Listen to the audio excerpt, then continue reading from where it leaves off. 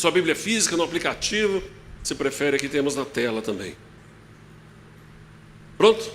Vamos orar? Feche seus olhos. Pai querido, neste momento que vamos meditar na Tua Palavra, rogamos ao Senhor, fale conosco.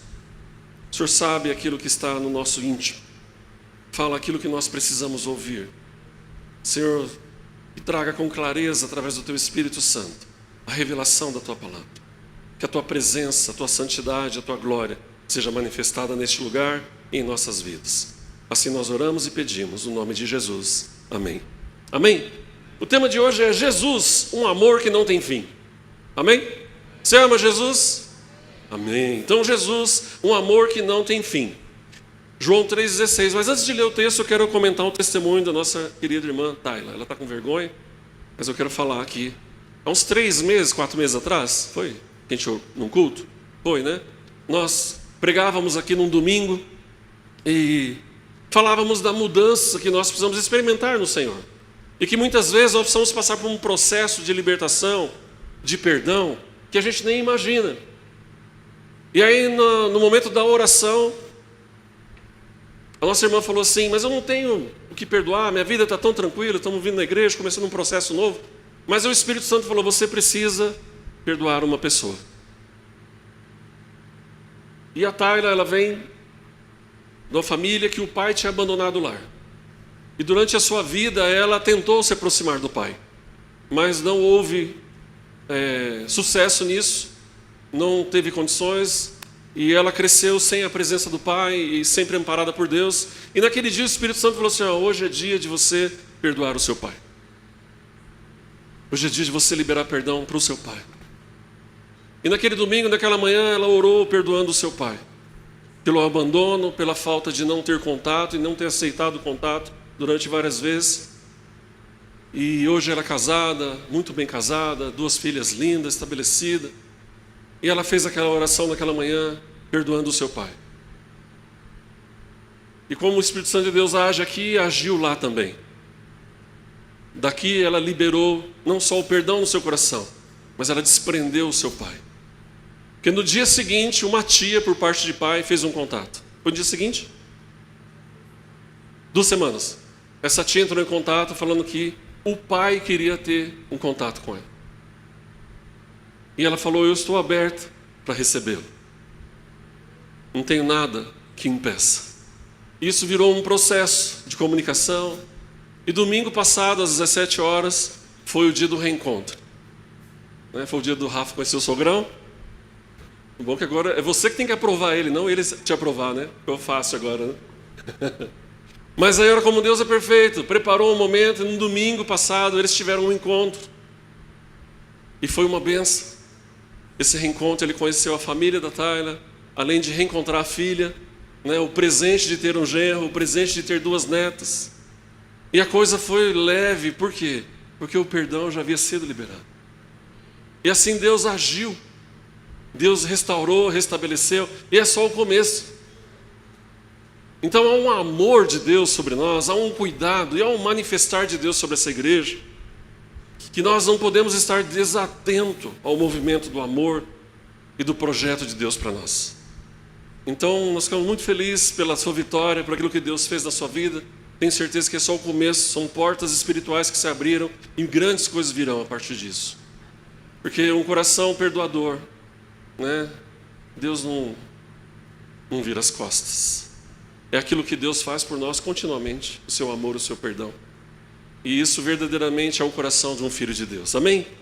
Então, glória a Deus pela vida dos irmãos, aplauda o Senhor, louvamos ao Senhor no nome de Jesus. Que bênção. Depois você chama a Tayla em particular, ela conta a história para você, que aí ela não vai ter vergonha.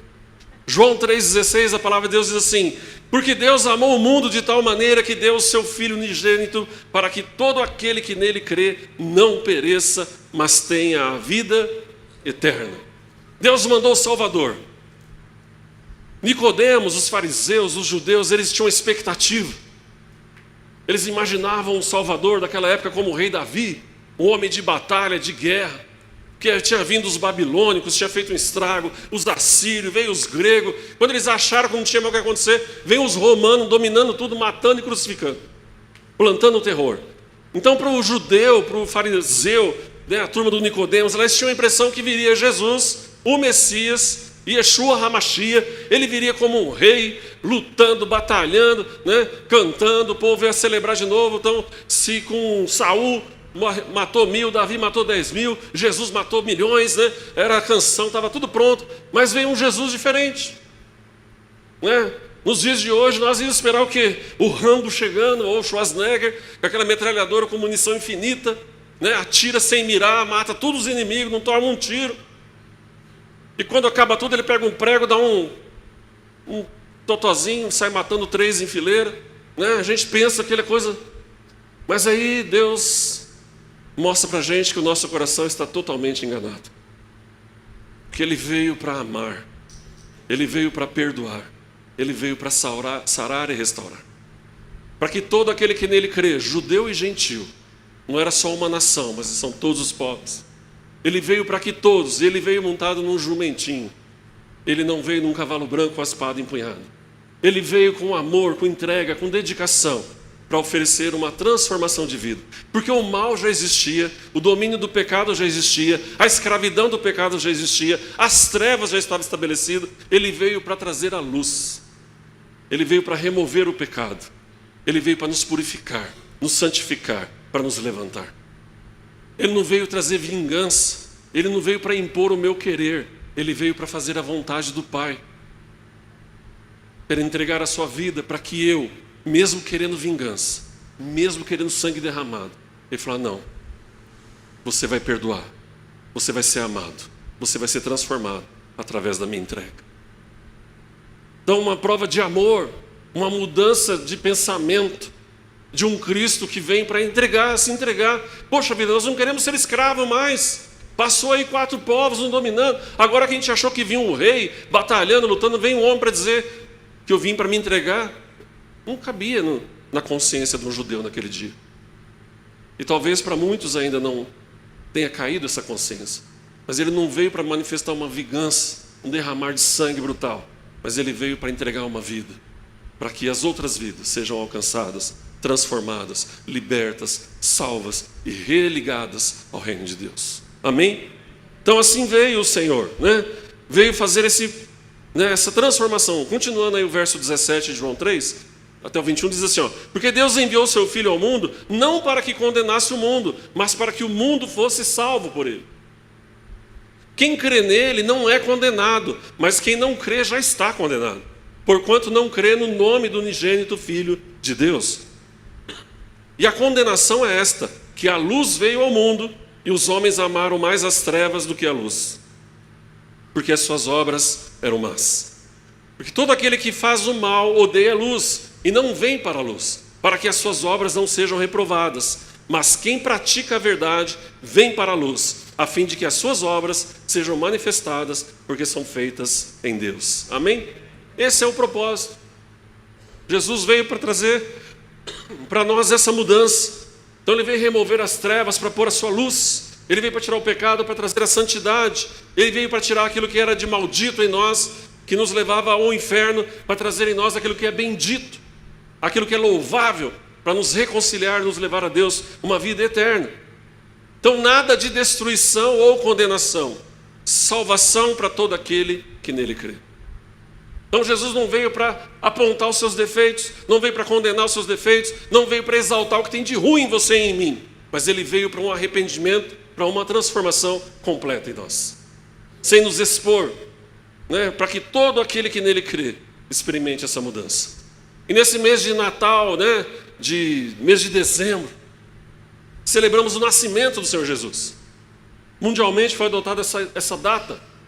Então, dia 25 de dezembro, então nós estamos numa contagem regressiva do presente, do amigo secreto, do peru, do Chester, quem vai fazer o quê, quem vem para casa, vamos para onde. Vivemos no coração esse sentimento. Mas não podemos esquecer que Natal é Jesus. Amém? Natal é o nascimento de Jesus. Quando ele nasce, estabelece o Natal. Se ele não tivesse nascido, não teríamos Natal. Não foi quando Buda nasceu que veio o Natal. Não foi quando Maomé nasceu que veio o Natal, mas veio quando Jesus Cristo, Yeshua HaMashiach, nasceu. Ali se estabelece o Natal. Amém? Por isso sempre é Natal para mim, sempre é Natal para você. Já dizia o hino antigo? Sempre é Natal pra mim, sempre é Natal pra mim. A minha vida é uma festa sem fim. Sempre é Natal pra mim, sempre é Natal pra mim, sempre é Natal pra mim. Glória a Deus, eu me sinto assim. Sempre é Natal pra mim. Amém? Oh, Deus bendito. Sempre é Natal pra mim. E me assusta quando eu converso com um crente que não conhece músicas de Natal. Era para estar na playlist do carro, era para estar na playlist do celular, era para estar tocando na árvorezinha de Natal em casa, músicas de Natal, cristã. Nós precisamos trazer à memória aquilo que nos dá esperança, Cristo Jesus. Vivemos o Natal, vamos ouvir músicas de Natal. Há músicas profundas de Natal. Há letras proféticas de Natal. E vai ser o único momento do ano, 1 ou 2 dias que você vai cantar essa música. Depois você vai passar 364 dias sem pensar nessa música. Mas nós precisamos estar sempre. Jesus nasceu. Jesus nasceu. Estou celebrando o seu nascimento. Amém? Então, Deus que amou até o fim, João 13:1. Vamos aqui à palavra do Senhor. João 13, verso 1 diz: Ora, antes da festa da Páscoa, sabendo Jesus que era chegada a sua hora de passar deste mundo para o Pai, tendo amado os seus que estavam no mundo, amou-os até o fim. Até o momento que ele esteve na terra, Deus expressou o seu amor, Jesus expressou o seu amor através da sua vida por nós. Em nenhum momento ele deixou. Então a decisão de amar, da entrega de Jesus, revela o seu coração, o seu caráter, de amor, de compreensão, de aproximação. O amor de Deus não é superficial, não é por interesse ou conveniência. Ele não manifesta pelo que eu entrego, ele já foi manifestado. Cabe a mim receber ou não. Ele não pergunta assim, você merece meio amor, você merece amor completo. Não, ele derrama o seu amor na totalidade. Eu preciso crer, receber e experimentar esse amor. Ele não está preocupado, vou avaliar o William por 5 anos. Se ele for aprovado, eu manifesto o meu amor. Isso é conceito humano. Deus não fica manifestando uma prova, uma análise, uma dificuldade ou uma bem-aventurança para ver se eu mereço ou não mereço. A sua entrega, o seu amor, a sua vida é manifestado a todos, desde aquele dia e para sempre. Eu preciso crer, nós precisamos crer, nós precisamos experimentar essa vida. E aqueles que vão nascer após de nós precisam experimentar essa verdade. E os que virão depois também precisam, até a volta de Jesus. Então nós precisamos entender que ele é muito mais profundo. É um amor que vai além das fronteiras, dos limites naturais. Ele se mantém firme, mesmo quando tudo se parece desmoronar. Parece que a vida acabou, mas o amor de Deus não acabou. Naquele momento de desespero, Deus continua sendo Deus. O amor não é algo descartável, como nós vivemos. Não estou feliz mais com a minha amiga, não quero ser amigo. Não estou feliz com a minha esposa, largo da esposa. Não estou feliz com meu filho, largo meu filho. Não estou feliz com meu pai, não olho na cara do meu pai. Não estou feliz com a minha namorada, não quero saber de conversa com ela mais. A gente tem um amor muito descartável e muito de interesse. E nós vamos crescendo e aprendendo, né? Você vê uma criança, você fala, me dá um abraço, ela abraça. Me dá um beijo, ela dá um beijo. Tem hora que ela não quer também. É muito sincero. Mas nós vamos perdendo essa facilidade de amar e de expressar com o dia a dia. Com as frustrações, com as lutas, com as dificuldades, com as entregas. A gente vai conhecendo melhor as pessoas, a gente se fecha, vai ficando mais seletivo. Só que isso não quer dizer que Deus está agindo da mesma forma. Deus não age igual ao amigo que decepciona. Deus não age igual ao marido que abandona. Deus não age igual ao filho que vira as costas para o pai. Deus está ali 24 horas por dia nos amando. Deus não dorme. Ele fica com seus olhos continuamente sobre nós, cuidando da nossa vida. Amém? Nós temos que pedir a Deus misericórdia para que o egoísmo não cresça no nosso coração, mas o perdão e o nos livrar daquilo que vem para atrapalhar a nossa vida. Jesus nos leva a um caminho totalmente diferente, o oposto do amor. Nós achamos que o amor tem que ser correspondido. Jesus não espera ser correspondido. Ele manifesta o amor. Deus não espera que nós venhamos corresponder ao seu amor. Ele já manifestou enviando Jesus por nós. Então Ele não espera só quando eu for correspondido por Deus. Você vai ficar até o final da sua vida. Porque Deus já liberou amor. Basta você crer. Basta você tomar posse, receber deste amor. Quais são as lições que nós podemos aprender com esse Deus que decidiu nos amar até o fim? Quais são as características do amor de Deus? Então, nós estamos num mês, nós estamos celebrando o nascimento de Jesus, mas hoje é Santa Ceia. Então, nós vamos começar pela sua morte, pensando na sua entrega por nós. Então, lá em João 13, na primeira parte do versículo 1, diz que ora antes da festa da Páscoa, sabendo Jesus que era chegada a sua hora de passar deste mundo para o Pai. Então, o primeiro ponto é que Ele ama com consciência, mesmo sabendo tudo o que vai acontecer. Jesus tendo consciência do que vai acontecer amanhã, depois de amanhã, quem são as pessoas, mesmo assim Ele nos ama. Tendo consciência, conhecimento, Ele continua nos amando, diz a palavra.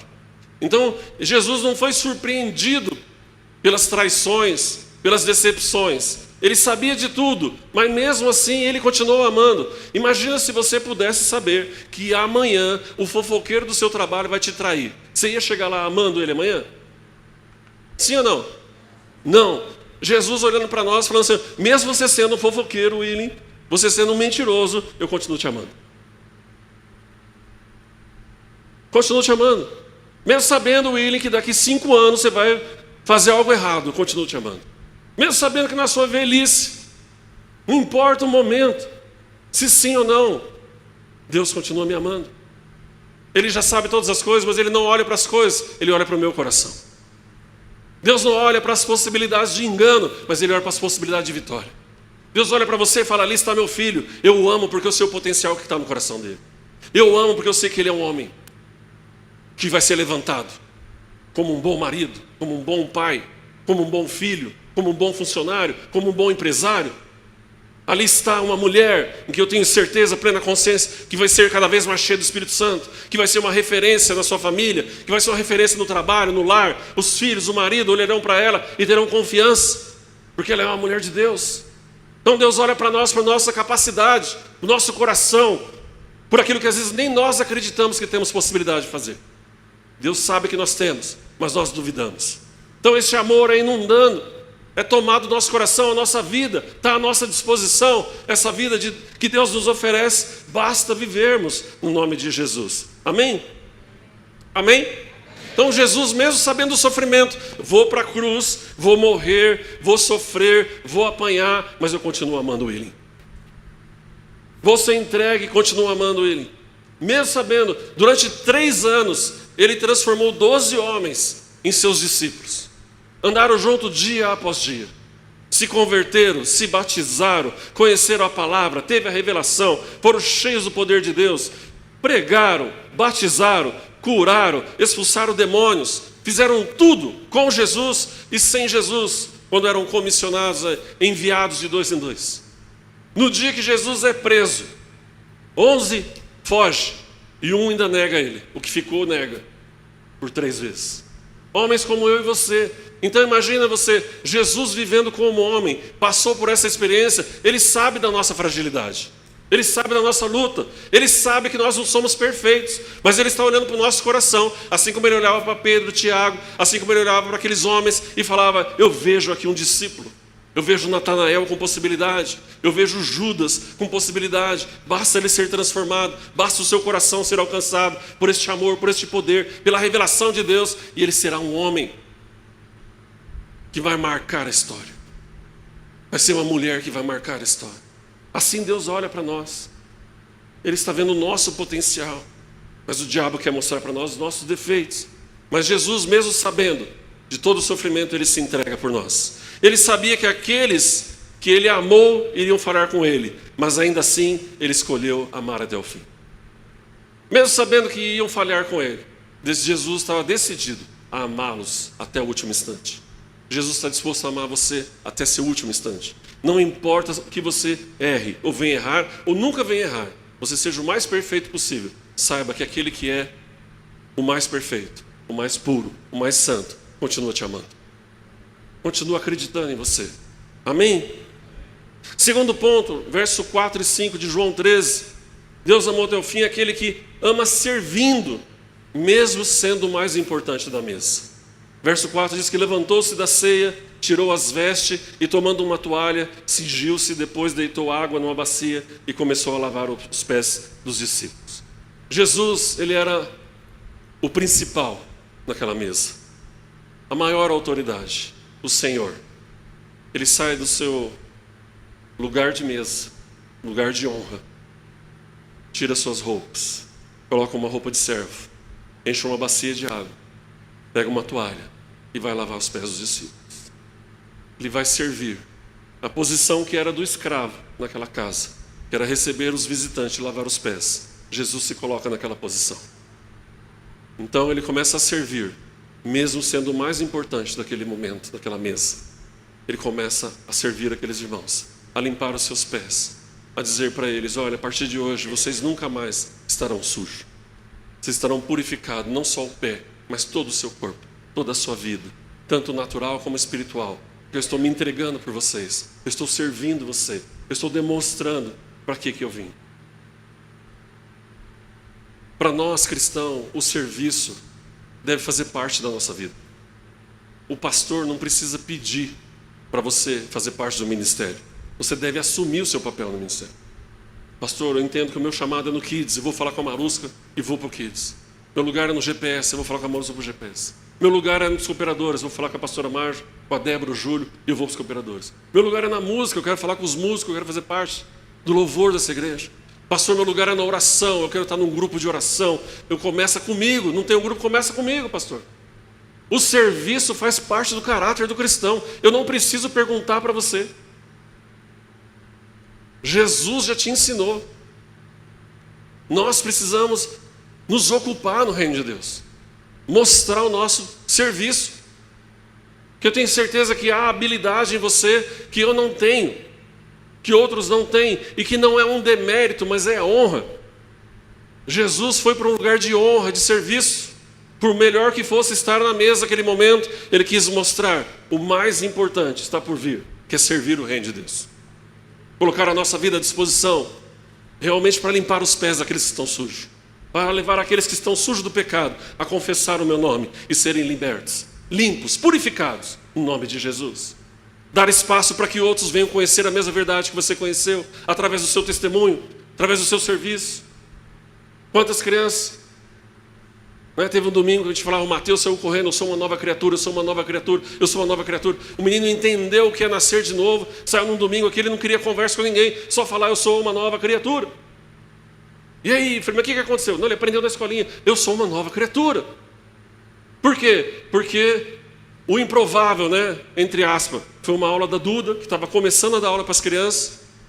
Então, assim, se a Duda, né, a Maria Eduarda, filha da Cris, do Ricardinho, se ela falasse assim: eu não tenho capacidade de dar aula para criança, eu ainda sou uma adolescente, como é que eu vou dominar aquelas crianças? Mas ela aceitou o desafio, eu tenho que servir, eu vou servir, e ela foi com amor, e Deus usou, e ela fez uma linguagem, preparou um material, e ela falou, e as crianças entenderam o novo nascimento. E aquele menino saiu: eu sou uma nova criatura, eu preciso confessar que eu sou uma nova criatura, eu preciso dizer ao mundo que eu sou uma nova criatura, eu preciso dizer que o Mateus morreu, há um novo Mateus aqui, e meu coração, há um pulsar de Deus dentro do meu peito. Eu sou uma nova criatura. Por quê? Porque através de uma pessoa ele recebeu o entendimento. Então imagine você, se você, assim como Jesus, se dispor a servir, o que você pode fazer, não só na vida de uma criança, na vida de um adulto, na vida dos seus vizinhos, na igreja, no propósito que Deus tem para você. Amém? Então ele amou até o fim, mesmo assim, e mesmo muito mais do que amar, ele foi servir, foi mostrar que tem a capacidade de se humilhar, de se colocar aos pés dos discípulos. E ali era um momento em que realmente os discípulos tinham que ficar constrangidos, porque era uma posição de escravos. E eles estavam ali discutindo entre eles quem era o maior no céu, quem ia sentar à direita de Deus. A mãe de um pedindo: ó Jesus, lembra dos meus filhinhos quando chegar no céu. E Jesus está dizendo: não se preocupe com a sua posição, se preocupe com o serviço, se preocupe com a oferta de amor que você tem que entregar, se preocupe com aquilo que você vai fazer agora. Então, mas naquele ambiente o Rei dos Reis se ajoelhou para lavar os pés dos homens comuns. Senhor dos senhores, manifesta ali o seu amor. Amém? Verso 10 e 11, terceiro ponto. Ama perdoando mesmo sendo ferido no processo, né? Então disse-lhe Jesus, verso 10. Aquele que está lavando não necessita de lavar senão os pés, pois no mais todo está limpo. Ora, vós estáis limpos, mas não todos, porque bem sabia ele que havia de trair. Por isso disse, nem todos estáis limpos. Verso 21 e 27 de João 13. Tendo Jesus dito isto, turbou-se em espírito e afirmou, dizendo, na verdade vos digo, que um de vós há de me trair. Então os discípulos, olhando uns para os outros, duvidando de quem ele falava, ora um dos seus discípulos, aquele a quem Jesus amava, estava reclinado no seio de Jesus. Então Simão Pedro fez um sinal a este, para que perguntasse quem era aquele que ele falava. Inclinando-se sobre o peito de Jesus, disse-lhe, Senhor, quem és? Pausa aqui. Então imagina a cena, eles estão todos reunidos lá, Jesus naquele ambiente, servindo, lavando os pés, mostrando como que deve ser. Aí Jesus fala, ó, alguém aqui vai me trair. João estava encostado em Jesus, Pedro já deu uma olhada para o João e falou, sabe quando um amigo fala, pergunta para o chefe, não tem coragem de perguntar? Fala com o pastor ali, será que pode? E agora, será que o chefe vai liberar? Feriadão agora dia 10, pergunta para o chefe lá, você está sabendo, alguém falou alguma coisa, você vai trabalhar, não vai? Com aquele climão ali, Pedro cutucando para o João, sem coragem de perguntar diretamente. Aí João falou, Senhor, quem que vai nos trair? Aí Jesus respondeu, aquele a quem eu der um bocado molhado, e molhando o bocado, molhando o pão, deu a Judas Iscariotes, filho de Simão, e após o bocado entrou nele Satanás. Então ali foi revelado, Deus traz a luz. Então um dos maiores testemunhos de Jesus foi a forma como ele tratou Judas, porque mesmo sabendo que o Judas ia o trair, ele o tratou em primeiro, em honra. Ele foi o primeiro a receber o bocado ali da Páscoa, o pão molhado no sangue, no vinho, né? Ele o alimentou primeiro, deu destaque, deu honra. Com certeza Pedro queria ser alimentado primeiro, mas diante da circunstância eu queria ser o último, né? Se ia revelar quem ia me trair, vou para o final da fila. Não quero mais saber de sentar do lado de Jesus, não quero mais saber não, vamos para o final. E aí ele é tomado por aquele momento. Então Jesus sabia que Judas era o traidor, mas o tratou com honra. Lavou seus pés, compartilhou da ceia com ele e o chamou de amigo. Difícil, hein? Pensou você pegar uma pessoa que você odeia, ou que ela te odeia, e quer ver o seu fim, você colocar ele numa posição de honra, oferecer a ele a primeira fatia do bolo, e chamá-lo de amigo? Isso é amor. Não é fácil. Não é fácil. Mas Jesus estava ali, amando até o fim. Não importa a traição de Judas, não importa Pedro negando, não importa o que viria. Ele estava ali agindo por amor. Amar até o fim como Cristo é continuar amando mesmo quando somos feridos. Mesmo quando estamos feridos, continuamos amando. Jesus estava sendo ferido, traído, enganado. Ele estava amando. Ele podia muito bem ser vingativo. Tinha todo o direito, porque ele tinha revelação. Mas ele continuou amando. Até o último momento ele acreditou em Judas. Até o último momento ele acredita em nós. Até o último momento ele continua amando a gente. Você crê nisso? Amém? É difícil amar assim? Claro que é. Muito. Muito.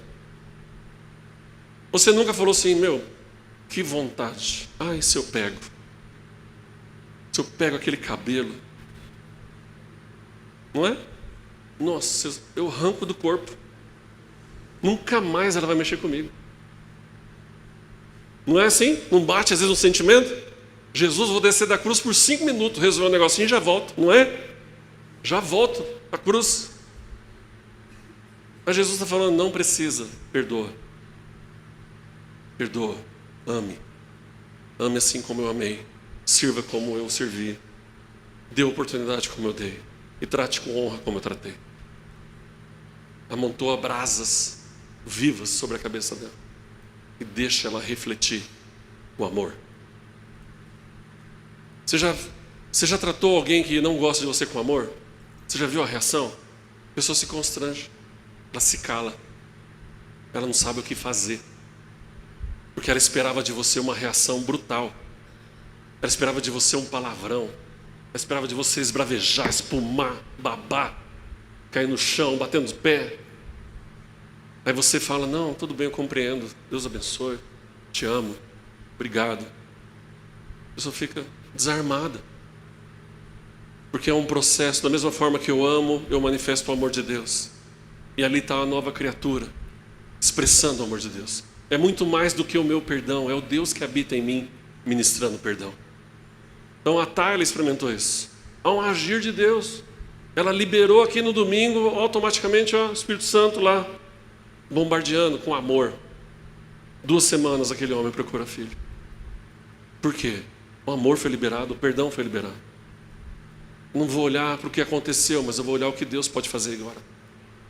Vou olhar para a mudança, a transformação. E assim é o caminho de Jesus até aquela cruz, o perdão, a linguagem, a entrega, a forma como Ele manifesta o seu amor para cada um de nós. E para nós concluirmos e participarmos da Santa Ceia hoje, daquele Jesus maravilhoso que nasceu e nos ensina tantas coisas preciosas. Então hoje nós aprendemos que nós amamos com consciência. Amém? Sim ou não? Ele sabe quem nós somos. Tem total consciência. Assim nós também ganhamos hoje consciência disso. Mas Ele continua me amando. E eu devo amá-lo cada vez mais. Ele ama servindo. Ele mostrou qual é o lugar de honra. Qual é o lugar de propósito. É o serviço. É aos pés daqueles que querem ser grandes.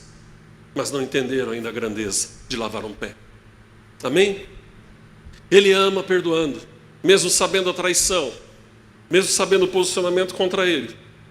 Ele continua perdoando e amando. Os Judas. Então se prepara para perdoar muitos Judas. Amém? Está afim de perdoar Judas? Alguns, né? Baixou até o tom de voz, né, Guilherme? A gente quer malhar o Judas, né? Quer bater no Judas. Esse Deus tão grande, com amor tão grande, quer nos fazer alcançar além daquilo que nós temos imaginado. Daquilo que você tem sonhado. E diante disso, os propósitos, os desafios do projeto de vida ficam até mais fácil. Para nós começarmos a imaginar. Porque um dos pontos que a gente pode trabalhar é o perdão. Há alguém que eu preciso perdoar? Preciso liberar perdão para alguém? Há alguma situação na minha vida, do passado, que eu não quero nunca mais ter problema e viver o meu presente livre? Né? Pense aí. Ele nos amou e nos ama até o fim. Como Deus está a eternidade, o seu amor não tem fim. E você também pode aprender a não pôr limites no seu amor. Por Deus, por Jesus, pelo Espírito Santo, pela sua palavra, pela obra do Senhor, pela vida plena e abundante que Ele nos chamou a viver. Amém? Qual é a resposta que você dá diante desse desafio? O que passa pela sua mente, pelo seu coração neste momento? Como você tem vivido os seus dias desse Cristo ressurreto, que nasceu, que celebramos o seu nascimento, que nasce em nós todos os dias. Quando você abre o zoião de manhã, está ali você vivendo para Jesus. Qual o sentimento hoje? Deus, puxa vida, há tanto a aprender com este amor. Preciso experimentá-lo cada vez mais, para que eu possa transmiti-lo cada vez mais. O que você quer viver a partir de hoje? Vamos ficar em pé?